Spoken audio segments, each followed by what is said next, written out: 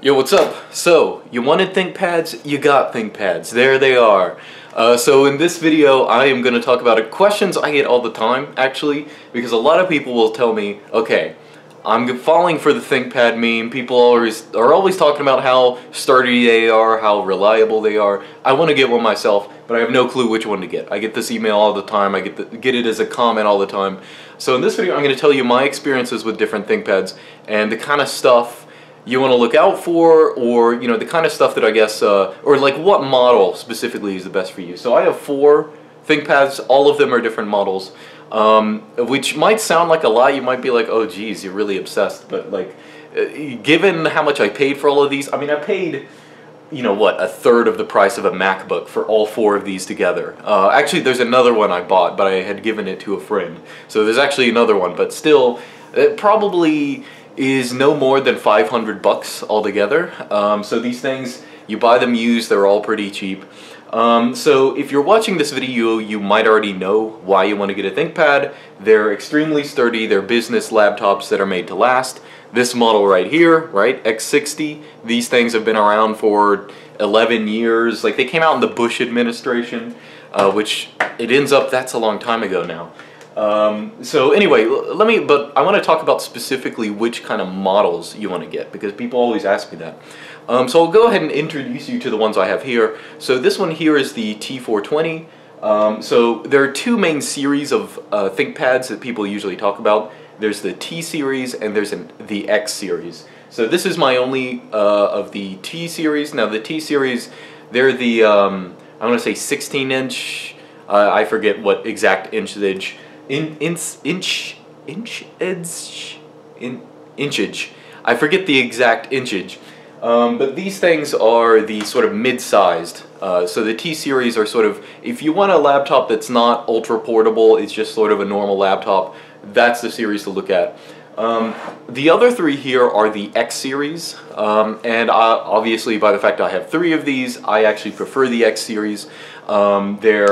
They're a little bit more portable, but they don't really come at a huge disadvantage in terms of processing power. They're pretty much the same as the T's, just a little smaller. Of course, they're going to have less screen resolution or whatever. So these are the main series of ThinkPads, T's and X's. There are actually a lot of other ones, but pretty much all the ones worth getting are either T or X's. There are also W's, which are desktop replacements. These things are enormous. You have a couple other ones, but these are pretty much the ones you'll see. So when you're thinking about what kind of ThinkPad to get, the important thing to remember is that ThinkPads have been getting bad as years have progressed, right? So when IBM used to make these things, this is one of the classic, this X60 right here, this is one of the classic IBM ThinkPads, even has the IBM logo. These are like tangibly a better quality than the later ones. And one of the main changes that happened, which hasn't, didn't occur when any of these laptops were made, but eventually when Lenovo bought the ThinkPad brand, they switched from this kind of, the classic keyboard here, to a chiclet keyboard that you might be, the kind of stuff you have on Macs or things, more nowadays, which I don't know why, because those kind of keyboards are just terrible for actual use when you're actually getting in there and typing all day or typing for a long period. Those things hurt. These kind of keyboards, they're very tactile, and it's one of the reasons that people like the classic ThinkPads. So the reason I mention that is all the models I have here. This is the X60, this is the X200, this is the X220, and that again is the T420. All of the models here have this classic design. And these 2 models here, the X220 and the T420, are the last ones of their series that had that. After that, when you got to the X230, those had the chiclet-like keyboards. So a lot of people will say these are the last good ThinkPads. So those are the ones, if that's your only concern, I want like an old, a good classic ThinkPad quality. The X220 or the T420 are the sort of chosen designs. Now the other thing about these 2 is, in addition to being some of the last ones with the actual ThinkPad keyboard, they're one of the first series that has i5 and i7 processors. Now that can be good and bad. For most people that's going to be good because you don't really care about anything else, you want to have a faster computer.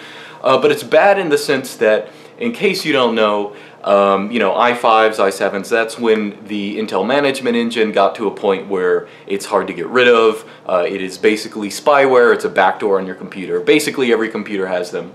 But the nice thing about the earlier ThinkPads before this, like the X200 and X60, is the Intel management engine was different. It was encrypted in a different way. I forget these specifics, I don't know it all.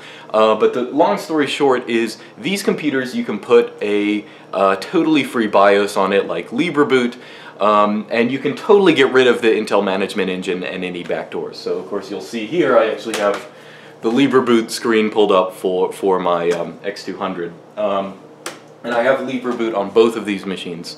So getting it on the X200, the X200, now, well, I should put it this way.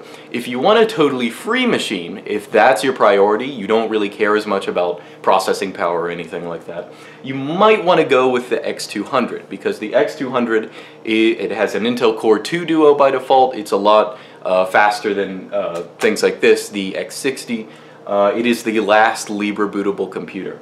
But I'm saying that with an asterisk, because right now, a couple companies, a couple, individual tinkerers have sort of been finding the final fix for, later Intel management engines, how to get rid of them, how to replace them with totally free BIOSes.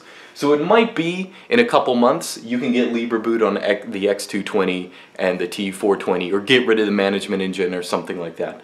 So that you might want to double check if that's the case whenever you're watching this video.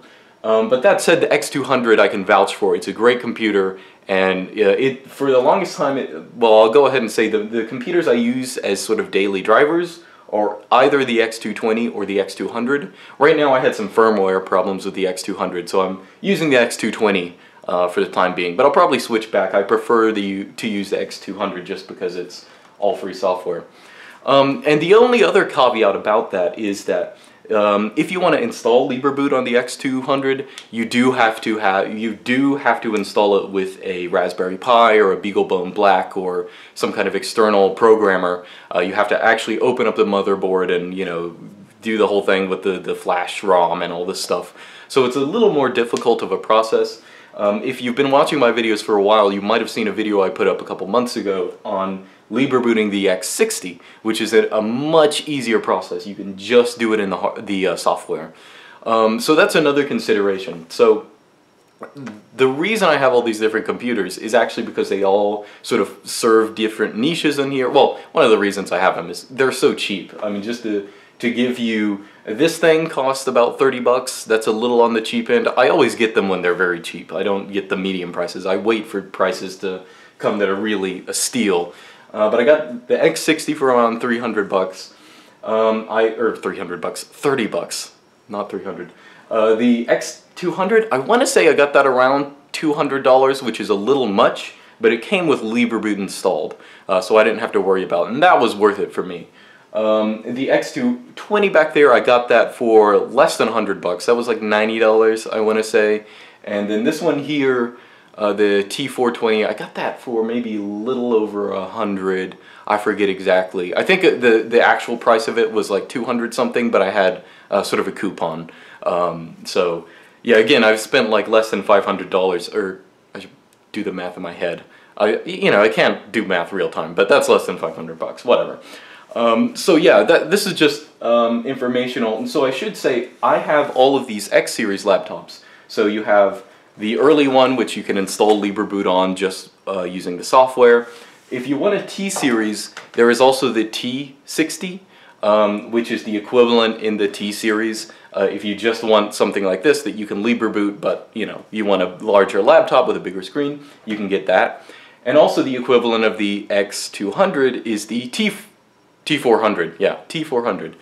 Which again, you can Libreboot with a Raspberry Pi. It's the last of the Intel Core 2 Duos, doesn't have the later management engine. So really, if I had those other two laptops, there's sort of a symmetry to them in that, like, the series sort of have all the same properties. They're just a different size. So anyway, this is pretty much all the basic information I would recommend if you want to check out a ThinkPad. Look on eBay. Don't be, you know, every once in a while I get a comment from someone who says, oh, people said ThinkPads are cheap, but I looked them up on Lenovo's websites and they're thousands of dollars. Don't get a new one. Don't get one. I don't recommend getting one after the X220 or T420 because these things are perfect quality. They're still great. There's still so many of them on the market. Despite the fact that they are, you know, what, like 6-7 years old or something like that, they're still kicking. And if you want a modern processor, if you want like the newest i7, you can still install them on one of those, and they work great. But then again, all these computers work great if you have, you know, something like a solid state drive or something else like that. You don't even need that. But anyway, so this has just been an informational. So thanks for watching. I'm going to do more in-depth reviews of this computer and that one, which I haven't talked about on my channel before, but I do have, and they are worth talking about. So check those out if you want. So anyway, see you guys next time.